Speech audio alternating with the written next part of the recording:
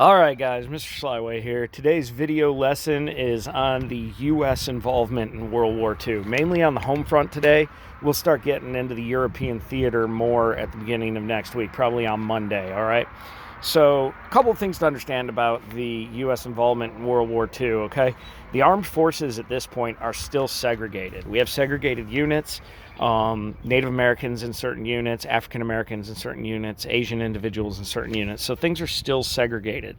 Couple of important groups that would come out of this time period. You've got the Tuskegee Airmen, which is a group of African American airmen, pilots during this time period. And the reason that that's really important is that pilots were automatically deemed officers during this time period. So the Tuskegee Airmen, the African Americans in the Air Force Corps, they were considered to be officers. So that was a rank that they could not rise to.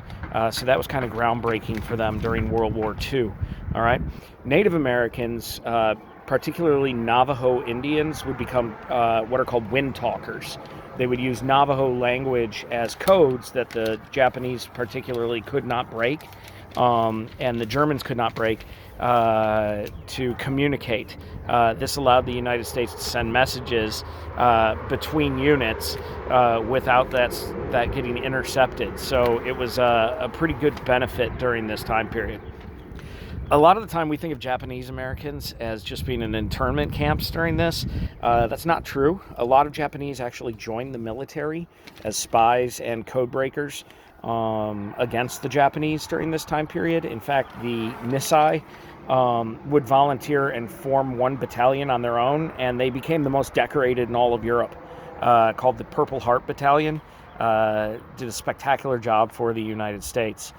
That being said, there were negatives, right? There were internment camps, Japanese internment camps, where what's called Executive Order 9066 would create these prison camps with fences and barbed wire. It was believed that it was because a lot of Japanese people at home in the United States could be seen as threats to national security. They were guarded with armed guards. And in fact, a lot of people disagreed with this. And there was a lawsuit called Korematsu versus the United States in 1944. This is a Supreme Court case that actually challenged these internment camps. Unfortunately, the Supreme Court ruled that these are legal. They are legal during times of war.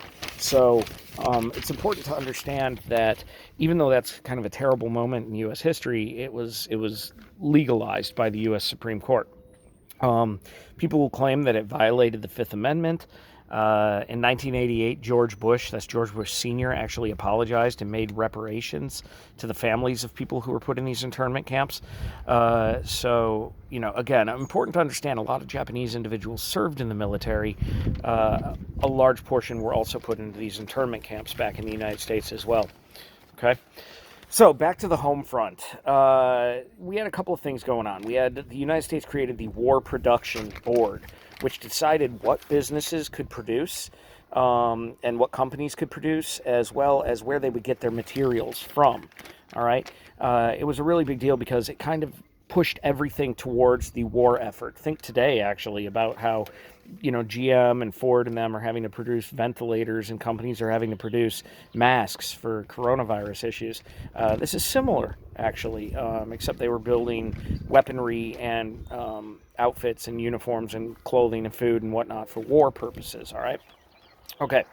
A. Philip Randolph and C-O-R-E, or CORE, actually, this was an African American who would challenge the status quo during this time period. He believed that African Americans should have better rights and, in fact, more equality in the workplace back at home. So he arranged a march on Washington, D.C. to try and get this done. All right.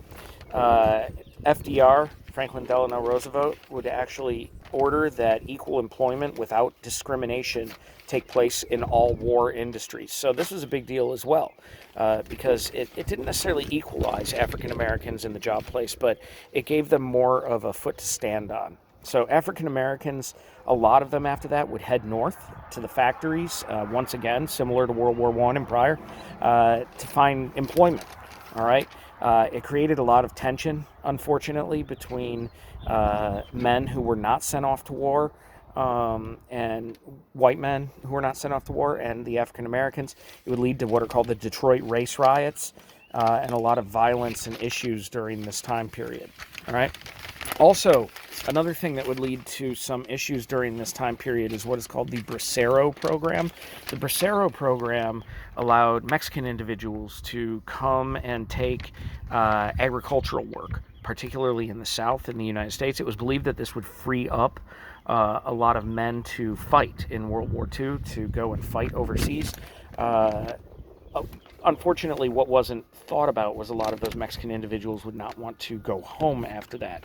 So when individuals came back wanting jobs back, there ended up being a lot of conflict there as well. All right. Women during World War II also gained a lot of attention and economic status. Primarily worked in factories. You get Rosie the Riveter. She kind of becomes the symbol of women who enter the workforce, again, dominantly in factories. Some actually entered the war: radio operators, records keepers, nurses. So some actually got directly involved in World War II as well. You got WAVES, WAVES, which is women entering the Navy, WAKES, the ferry service, as well as women